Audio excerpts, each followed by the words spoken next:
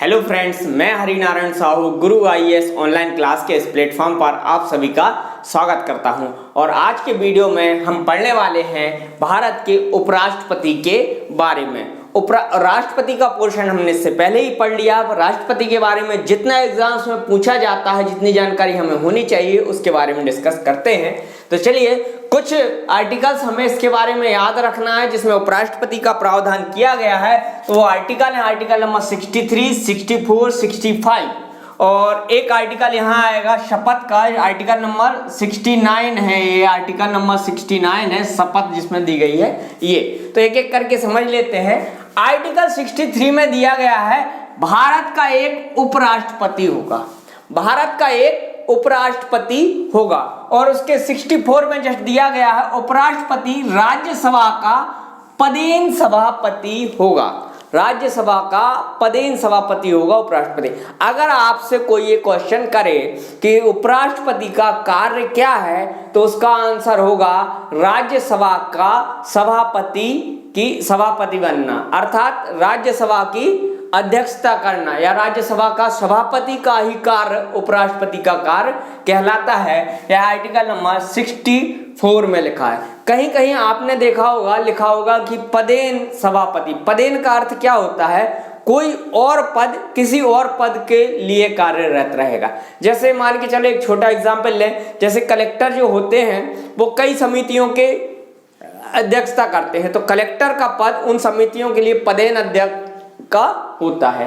Clear है? अब एक चीज यहां और आता है कि हम लोकसभा के जो अध्यक्ष होता है उसे अध्यक्ष बोलते हैं और इसे सभापति क्यों बोलते हैं? जो पदेन अध्यक्षता करता है उसे सभापति बोला जाता है, और जो कोई उसी में से, जैसे जो लोकसभा होती है, लोकसभा में से कोई व्यक्ति चुनकर अध्यक्षता करता है उस सदन की, तो वो अध्यक्ष कहलाएगा। लेकिन राज्यसभा में क्या होती है? राज्यसभा की जो अध्यक्षता करता है वो कहीं और पद पर बैठा व्यक्ति इसकी अध्यक्षता करता है, राज्यसभा में से ही चुनकर नहीं आता है, तो उसे सभापति कहा जाता है। यह अध्यक्ष और सभापति में अंतर होता है, यह आप याद रखिए।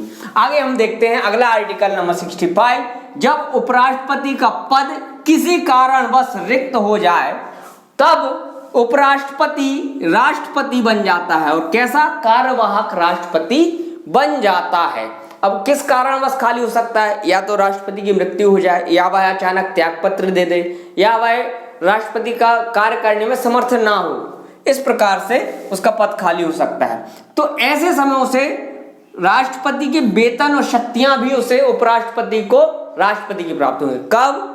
जब उपराष्ट्रपति कार्यवाहक राष्ट्रपति बनता है तो उसे एज अ राष्ट्रपति के वेतन मिलते हैं, राष्ट्रपति के भत्ते मिलते हैं, राष्ट्रपति निवास में रह सकता है और सारे कार्य राष्ट्रपति का करता है। बाय फिर उपराष्ट्रपति का कार्य अर्थात राज्यसभा का सभापति का कार्य नहीं करता है। ठीक है? और यह मैक्सिमम 6 माह तक ही कार्यवाहक राष्ट्रपति रहता है, क्योंकि ऐसा संविधान में लिखा हुआ है कि अगर ऐसा कार्यवाहक राष्ट्रपति बनता है तो उसके 6 माह के अंदर राष्ट्रपति के चुनाव करवा लिए जाएंगे। ये चीज क्लियर है? ठीक है? कॉन्सेप्चुअल क्वेश्चन आते हैं। अब हम बात करते हैं राष्ट्रपति उपराष्ट्रपति के निर्वाचक मंडल की। तो जो उपराष्ट्रपति का निर्वाचक मंडल होता है, इसमें जो चीज याद रखने की है कि इसमें लोकसभा और राज्यसभा के सभी सदस्य भाग लेते हैं, जबकि राष्ट्रपति के चुनाव में केवल निर्वाचित सदस्य भाग लिया करते थे। क्लियर है? निर्वाचित सदस्य भाग लिया करते थे। यहाँ लोकसभा राज्यसभा के सभी सदस्य भाग लेते हैं। वहां पर साथ में विधानसभाओं के निर्वाचित सदस्य भाग लेते थे राष्ट्रपति में, लेकिन यहाँ विधानसभाओं के निर्वाचित सदस्य भाग नहीं लेते हैं।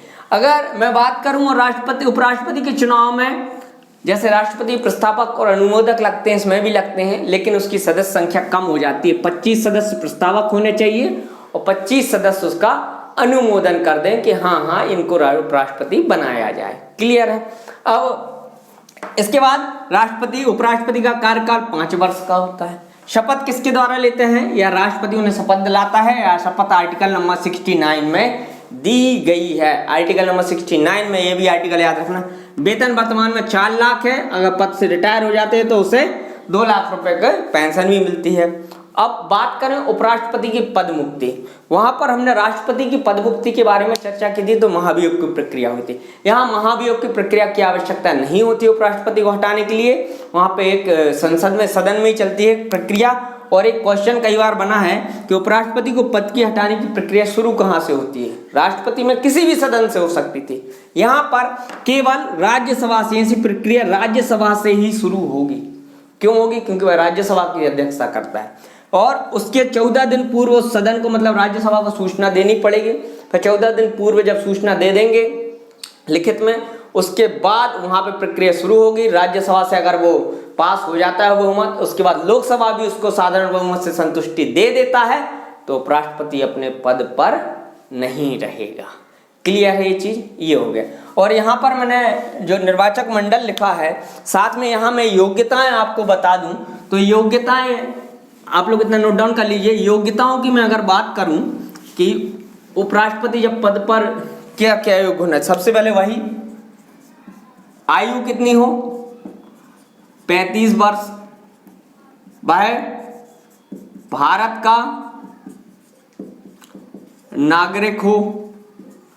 अगला इंपॉर्टेंट, राज्यसभा का सदस्य बनने की योग्यता रखता हो। ठीक है, तो ये सारी चीज है। और वह लाभ के पद पर ना हो, ये सारी चीजें हैं, तो यह आपको ध्यान रखना है। ये है उपराष्ट्रपति का, इतना ही हमें पढ़ना है। इसमें से क्वेश्चंस आ जाते हैं। अगर वीडियो अच्छा लगे या पसंद आए तो इसे आप शेयर और लाइक जरूर करें। धन्यवाद।